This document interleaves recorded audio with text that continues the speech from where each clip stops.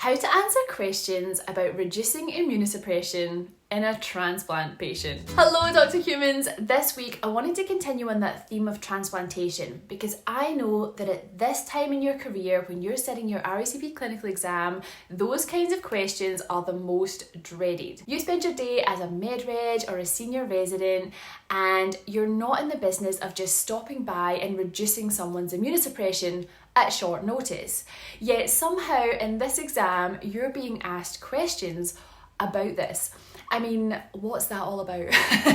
So I'm going to give you a way of thinking about this and a potential script that you might use when answering this very question. Now, for those of you who are currently enrolled in Rock Your Long Case, you're going to be getting this in spades. We're going to go through how to take the transplant history and gather up all the information we need to answer this question.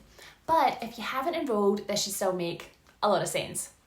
So, you're sitting there in your long case and you have a transplant patient, and that transplant patient has problems with recurrent infections. Say it's a renal transplant patient and they're having recurrent UTIs, and those UTIs are requiring hospital admissions and sometimes even ICU admissions. So these UTIs are problematic indeed. Here, I'm going to cover how you answer questions about dropping someone's immunosuppression, but of course in this scenario where you have a recurrent UTI, you'd also want to go ahead and explore that fully, considering relevant risk factors for UTI such as diabetes control, relevant hygiene measures. If the person's postmenopausal, you might want to think about topical estrogen, those types of things. And whether the person is male or female, you'll want to go ahead and request an ultrasound to look for any nidus for infection, anything anatomical that could be causing an infection. So stones, abscess, prostates, any anatomical problem that could be contributing to this. I'm talking about immunosuppression, but I just wanted to make sure that you don't lose sight of all those basics because they are always relevant to answering this question as well. You might tackle the immunosuppression first or the UTI, as I mentioned, or the other way around, just depending on the way that you're asked the question. If the question is about the infections themselves, you might want to start with those basics, the UTI, and work to the immunosuppression. So you might say something like this: I'm very concerned about Jenny's recurrent UTIs. These have resulted in multiple admissions and pose a threat to life. They also cause significant morbidity to Jenny and are having a severe impact on her quality of life at the moment. In terms of how I would approach her urinary tract infection, I'd be keen to review relevant investigations such as the microbiology results to ascertain which organisms have been involved. I'd also like to request a urinary tract ultrasound to look for any anatomical problems which may be contributing. In addition, I'd like to explore some preventative measures. Given that Jenny has diabetes, I'd like to review her long-term glycemic control to see if this could be optimised. And given that she is postmenopausal, if investigations revealed no anatomical problems, I would consider commencing her on topical estrogen. And in addition to that, I acknowledge that Jenny is immunosuppressed and would like to consider reducing her immunosuppression in consultation with her transplant physician. Of course, in someone who is immunosuppressed with recurrent infection, you definitely want to mention the concept of reducing their immunosuppression to the examiners. And make sure that this is always in consultation with the transplant physicians. Ultimately, the examiners don't necessarily want you to go ahead and change the immunosuppression. What they want to hear is how you think about this. So when it comes to conversations in your exam, what the examiner wants from you is a measured perspective, not for you to be stopping immunosuppression willy-nilly. They want you to balance the argument in your mind and show that to them. So now we're going to tackle the conversation around the immunosuppression itself. And this is dead easy. So depending on what you gathered in your history from your patient, there are many things that you may know and maybe things you don't know. So for example, you might know details about their immunological match, how good or bad that match was between the donor and the transplant.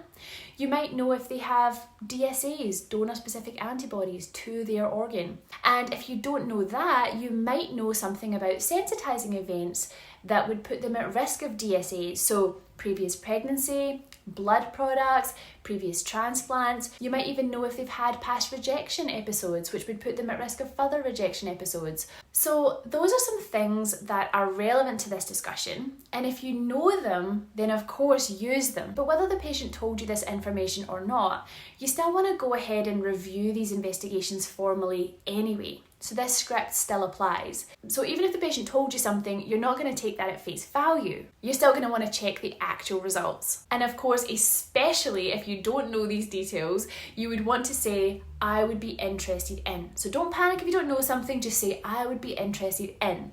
And I'm going to demonstrate this in a little script so you know what I mean. The examiner asked, would you reduce Jenny's immunosuppression? That's a really great question regarding Jenny's immunosuppression, and I would share that concern. In the setting of these life-threatening infections, it's certainly appropriate to consider reducing the immunosuppression, but of course that must be balanced against her risk of rejection. In terms of her risk of rejection, I'd be keen to review the relevant investigations such as the HLA mismatch at the time of her transplantation, as well as any details of donor-specific antibodies. And I'm cognizant of the fact that Jenny has had 2 pregnancies and may well have some antibodies of concern. Although Jenny reports no rejection episodes in the past, I'd be keen to review her surveillance renal transplant biopsies just to be sure of this. But overall, I would say that I'd be keen to reduce her immunosuppression in consultation with the transplant physicians in order to prevent these recurrent urinary tract infections, especially given their life-threatening nature, right? And so from there, you could lead into your UTIs, or you could just stop and do a bit of a mic drop, because that was awesome. You can see how that sounds nice, right? And you may or may not have any of that information, but it just sounds still so good. And what you saw me do there as well was that there was some information I had, some I didn't have. When you do have it, you can refer back to your unique patient, and that makes you sound really good because you're individualising your management to your long case patient. You're not saying, oh, well, in a general sense, in a transplant patient, I would do whatever. You're like, well, this is Jenny. What am I going to do for Jenny? What's relevant to Jenny? Do you know what I mean? So that's what to do, is consider things you do know or things that you want to know about Jenny, your long case patient. But you can see how just understanding what you need to know is enough to have a wee blether about this, right? So I don't want you having a panic attack because you don't have the donor-specific antibodies to hand, right? Some of it's just about understanding what you need to know in order to make these decisions, right? Rather than feeling pressure to make a decision, what information do I need in order to make this decision? And then you can tell the examiners what you'd be interested in reviewing, blah, blah, blah, blah, blah.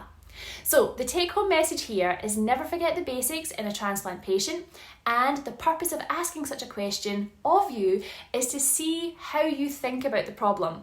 It's not a yes-no kind of answer, because dropping immunosuppression in a transplant patient is never a yes-no problem, because it's always a double-edged problem. So what the examiner wants from you is a demonstration that you're able to see that there are 2 sides to this, that you can see the potential harm on both sides. And if you feel comfortable, you can arrive at your decision about what you think you would do, but I don't want you to feel pressured to arrive at a definitive plan if you don't feel comfortable. What I want you to do if you don't have a real conviction about something is to provide the examiner with a balanced argument. On one hand, the UTIs, on the other hand, the rejection. And at the end of all that, you could say, I think the decision as to whether to reduce her immunosuppression or not is outside my scope of practice, and I'd be keen to further discuss this with the transplant physicians to gather their perspective. So it still sounds very safe, mature, realistic, but only if you have shown the examiner that you can understand the dilemma in front of you. That's what's important to answering the question, is the balancing, seeing how all these aspects compete with each other in a long case. If you were just to say something like, oh, I'm really not sure, I'd like to speak to the transplant physician, that's not demonstrating your physicianly ability to think through a problem. And the examiner is not a mind reader, right? I'm not telling you to do something that you're not comfortable with, I'm just telling you to show the examiner a balanced argument. That is just as impressive as arriving at a very clear decision. But of course, if you want to back yourself and make a decision, that's also great, right? Just be prepared to back it up. And this concept is true across the board. When it comes to these complex patients and decisions, You don't have to feel pressure to be the person to make the decision all the time. Equally, you don't want to be referring every decision out all the time, but you can get your point across just by showing the examiner how you think through the problem. Okay, so that was how to answer questions about reducing immunosuppression in a transplant patient. And of course, we used the example of infection versus immunosuppression here.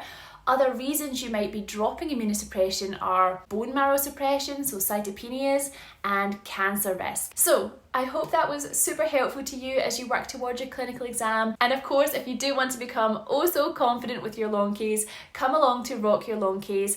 I will show you how to take the history and present it like a ninja. We'll go into so much more detail about how to answer those questions using my unique frameworks.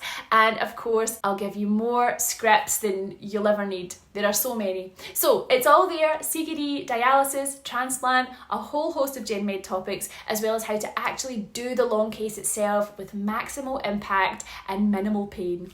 There is just so much on-demand content available to you right now, so go ahead, click the link and join. If you do join before the 15th of March, you get a free bonus on how to rock your cover letter for those advanced trainee applications.